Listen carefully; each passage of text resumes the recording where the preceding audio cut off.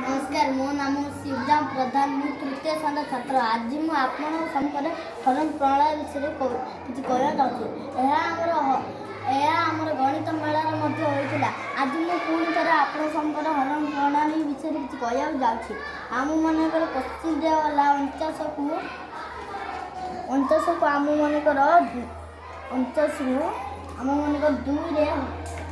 हरण करा कहगला तार आम देखिए 2 1 49 अच्छे ना ना 2 1 2 2 2 4 2 3 6 2 6 8 2 5 10 2 6 12 2 7 14 2 8 16 2 9 18 2 10 20 आसला किंतु आम 49 आसला ना तेणु आम कौन करिए देखिए 2 1 4 अच्छी ना ना एक अंक ना 2 1 2 2 2 4 आमर 2 2 4 ये 4 रखा एवं आम फेड़ान करवा कारण ये फेड़ान चिन्ह अच्छी आम देखा 4 4 कले आम 0 आउ को आम ये ओल्लैदवा एवं देखा आम 2 1 9 अच्छी ना ना 2 1 2 2 3 4 2 3 6 2 6 8 2 5 10 2 10 आसला कि 9 आसला ना तेणु आम देखा 2 1 कौन ये अच्छी जहाँकि 9 ठू कम 2 1 2 2 3 4 2 3 6 2 4 8 2 4 8 वाला 9 ठू कम 2 4 आमर ये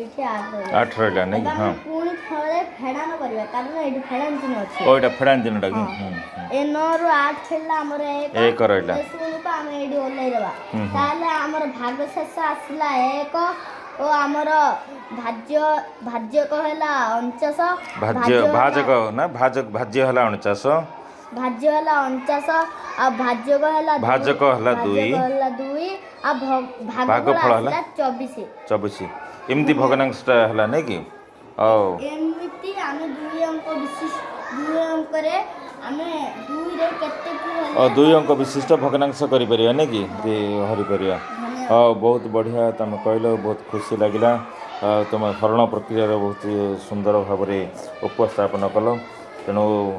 मु तुमको बहुत धन्यवाद अर्पण करुच्ची अनेक अनेक धन्यवाद तुमको बहुत धन्यवाद थैंक यू।